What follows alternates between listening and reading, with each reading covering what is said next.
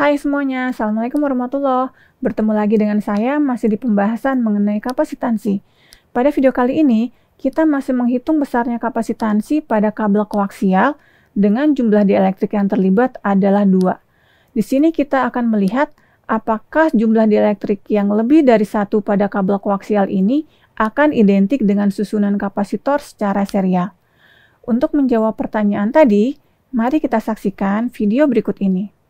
Kembali saya tampilkan di sini langkah-langkah yang harus dilakukan pada saat kita akan menghitung kapasitansi sebelum saya tampilkan contoh soal yang ada di slide berikutnya. Sekarang kita lihat, hitung besarnya kapasitansi persatuan panjang pada kabel koaksial di mana daerah antara konduktor dalam dan konduktor luar diisi oleh dua jenis dielektrik yang permitivitasnya adalah epsilon 1 dan epsilon 2. Yang harus kita gambar pertama kali adalah, yang kita lakukan pertama kali adalah kita gambarkan dulu, ini adalah konduktor dalam pada koaksial, ini adalah konduktor luarnya, dan di antara konduktor dalam dan konduktor luar, terdapat dua jenis dielektrik yaitu epsilon 1 dan epsilon 2. Dan jika kita ingin menggambarkan penampang melintang dari kabel koaksial ini, dapat kita lihat, ini adalah bagian dari konduktor dalam, ini adalah sumbu dari koaksial, dan yang garis ini adalah penampang melintang dari konduktor luar.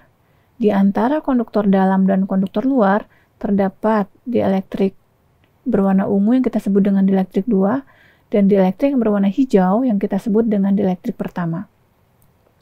Radius dari konduktor dalam adalah A, sedangkan batas antara dielektrik 1, radius dari konduktor dalam adalah A.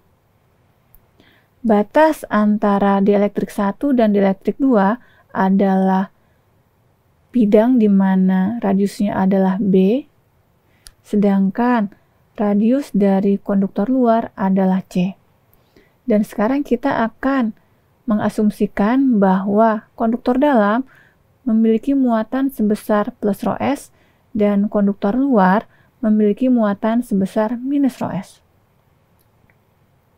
Langkah berikutnya adalah kita menghitung besarnya intensitas medan listrik di antara kedua konduktor dengan menggunakan hukum Gauss, di mana hukum Gauss menyatakan bahwa integral tertutup dari epsilon dikalikan S1 dot ds sama dengan integral rho S ds, di mana di sini kita akan menghitung berapa besarnya intensitas medan listrik pada dielektrik 1 sehingga perlu kita gambarkan suatu bidang hayal yang merupakan bidang tertutup yang merupakan silinder juga, di mana silinder ini penampang melintangnya adalah yang berwarna merah ini, di mana radius dari silinder hayal yang kita buat adalah rho.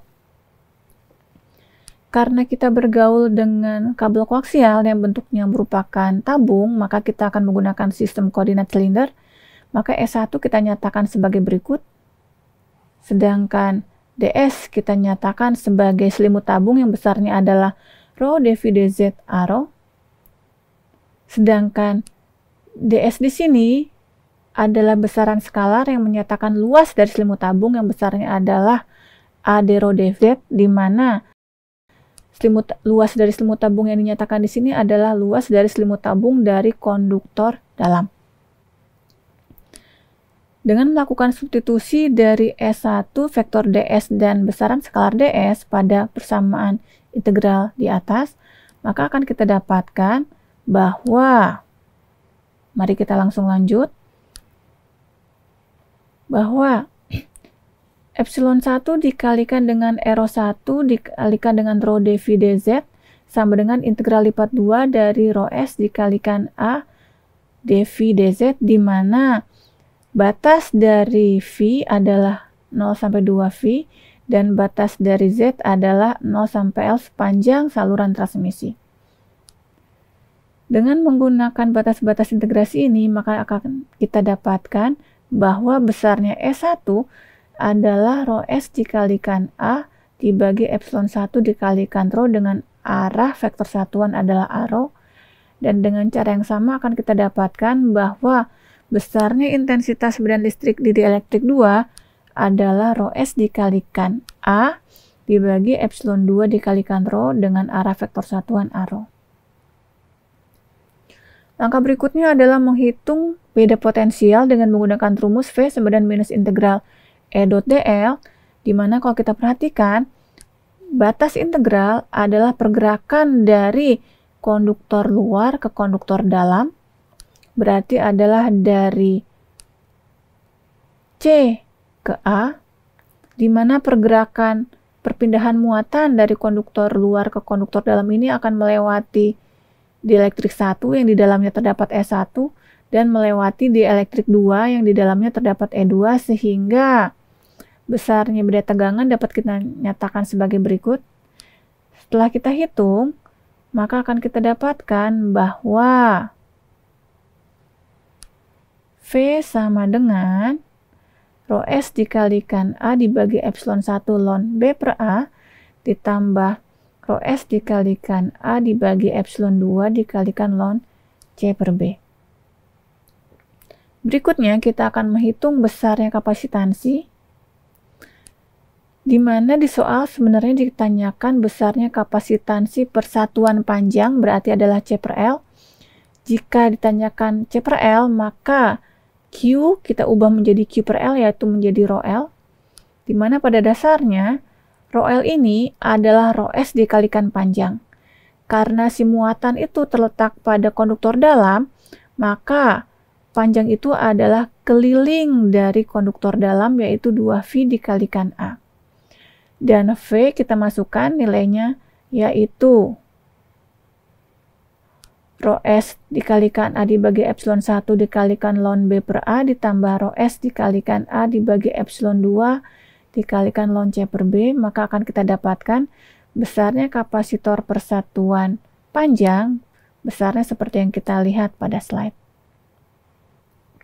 Nah, sekarang kita akan melihat jika si V ini kita nyatakan sebagai V1 plus V2, yang berarti jika ada penjumlahan tegangan itu berarti ada susunan serial, maka bisa kita nyatakan bahwa V yaitu Q per C pada dasarnya sama dengan Q dibagi C1 ditambah Q dibagi C2, di mana V sudah kita dapatkan persamaannya, di mana kalau kita ingin melihat berapa besarnya Q dibagi C1, persamaannya adalah sebagai berikut, dan besarnya Q dibagi C2 adalah sebagai berikut. Jika kita jumlahkan, hasilnya akan sama dengan yang di atas, yang artinya pada kapasitor dengan susunan serial, besarnya kapasitansi total dapat dicari dengan menggunakan persamaan bahwa 1 per C sama dengan 1 per C1 ditambah 1 per C2. Ya, bagaimana penjelasan dari video tadi?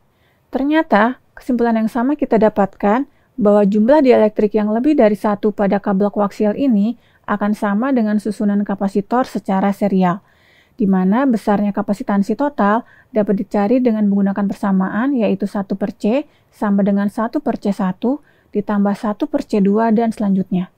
Kesimpulan ini memudahkan kita jika kita ingin menghitung kapasitansi pada susunan konduktor yang di dalamnya melibatkan banyak dielektrik.